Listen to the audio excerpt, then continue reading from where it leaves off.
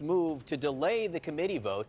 Democratic Congressman Ted Deutch, he is a member of the House Judiciary Committee. We heard you speaking several times yesterday, Congressman. Thanks so much for being with us. Look, thanks, John. We thought this vote was going to happen last night in the committee. We were all staying up late, and then the chairman, Jerry Nadler, gavelled out the vote will happen this morning. What happened? We went into the day thinking we were going to vote yesterday also, but my Republican colleagues offered amendment after amendment, and it was clear that this was going to go well into the night. And this is the most consequential vote that most members of Congress will ever cast. The American people deserve to see it. It ought to take place in the light of day. And what we heard over and over is that there should be no rush. Well, this is the most important thing we're going to do in the committee.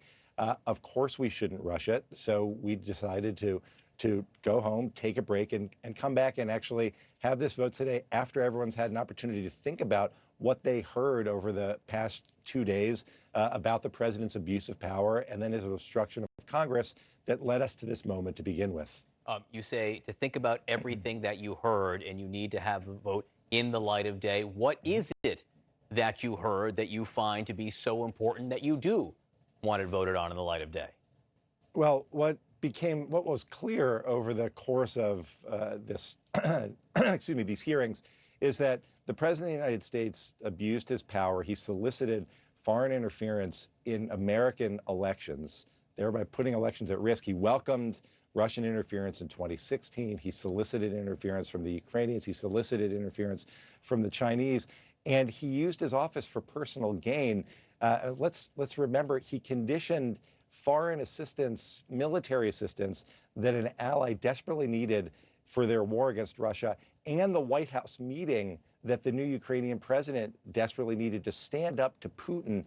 He said, you can't have those unless you first announce an investigation into my political rival. That's abuse of power. It's the highest crime in our Constitution.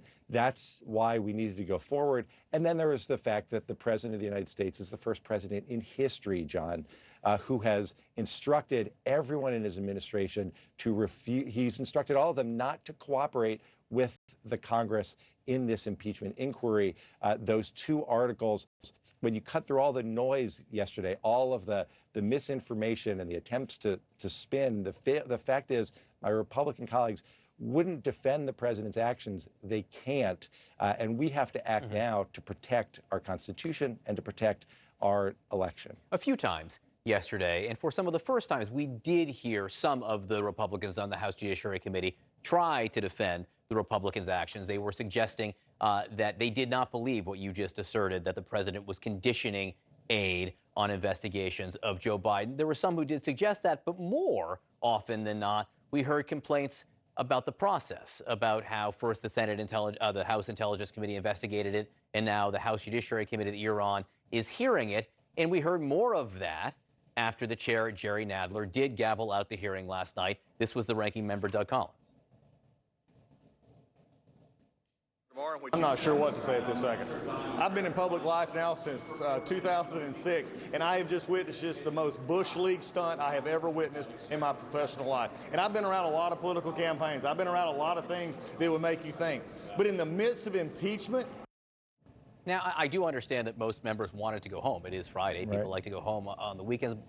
But I'm curious why you think he was so upset by that maneuver.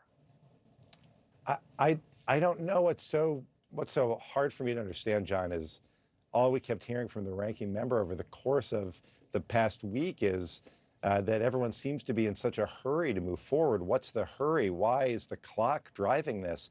Well, here we are after having spent 14 hours yesterday and the night before walking through the ways that the president abused his power in an unprecedented and unconstitutional way. We got to the middle of the night. No one thinks that we ought to be voting in the middle of the night. And my guess is, let's acknowledge something, John. My guess is that if we had cast our votes at midnight last night, that the ranking member and so many of our colleagues would be on TV this morning asking how we could cast a vote like that in the dead of night when no one is there to watch. That's what's so confusing. I don't know what he had planned, but there's nothing more important, there's nothing more consequential than taking this important step at a time when the American people can see whether members of Congress, members of this committee are willing to live up to their constitutional duty, defend their protection of the Constitution, and cast this vote to defend our elections and defend our Constitution. I got a couple more questions I'd love to fit in. Number one, I want to look at the schedule next week. It looks like, as you look at the House calendar, on Tuesday there will be a vote on a spending deal. On Wednesday, a vote to impeach the President of the United States. And on Thursday, a vote to approve a trade deal. Why is it important for House Democrats to have this impeachment sandwich, if you will, to have these other votes around this major constitutional moment? Sure. Well, politically, there's been these arguments that we've heard over and over from my Republican colleagues that were obsessed with impeachment and unable to work on all of the other issues. We pointed out yesterday there are 275 bills that Mitch McConnell refuses to bring up that actually will help the American people, keep the American people safe, secure our elections. Just this week, just yesterday, we moved forward on legislation that will finally allow Medicare to negotiate lower drug prices for the benefit of the American people. We sent that to the Senate. That'll be up to Mitch McConnell. And next week, we're going to show the things that have already been done. Finally, there is a deal on spending so that we can take care of the budget for the full year, and the USMCA after we got something that was proposed by the president that didn't have tough standards, that didn't take care of labor, that didn't protect American workers. We strengthened it. We worked on behalf of the American people. Mitch McConnell, of course, is a Senate Majority Leader. After you vote to impeach the president, and it likely will happen next Wednesday, there will be a Senate trial. The senators are supposed to be jurors in that, impartial jurors in that trial. Senator McConnell last night acknowledged that he's working with the White House on how to run things. Listen to this. Everything I do during this, I'm coordinating with White House counsel. We'll be working through this process, hopefully in a fairly short period of time, in total coordination with the White House counsel's office and the people who are representing the president in the will of the Senate. Again, every senator, including Mitch McConnell, will take an oath to be an impartial juror. So what do you make of the fact that he's acknowledging that he's working with lawyers for the defendant here on how to run the case? Yeah, it's terrible to hear Mitch McConnell say that. Unfortunately, it's not surprising. Look, he shouldn't be worried about working with the president and doing the president's bidding. That's not the role that the Senate plays. And there are senators, and this is, John, this is what's so important. Mitch McConnell understands that there are senators, Democrat and Republican alike, who value the oath that they took to defend the Constitution, and they understand the separation of powers. And they'll be as upset to hear Mitch McConnell say that as they are that the president obstructed Congress and refused, for the first time in history, refused to cooperate with Congress on an impeachment inquiry and instructed everyone to keep quiet, silence them, refuse to allow them to turn over information. They'll understand that. And when the trial goes forward, there are members of his own party who are going to stand up for the institution and the separation of powers.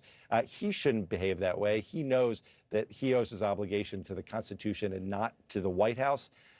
But I have faith in that there are senators who understand why it's so important to stand up at this moment and take this important action to protect our Constitution. That's why we're moving forward with impeachment. Congressman Ted Deutch, nice to see you in the daylight hours. Thanks very much. Have a nice day. Appreciate it. You too. Happy holidays. Well, a big step forward on impeachment this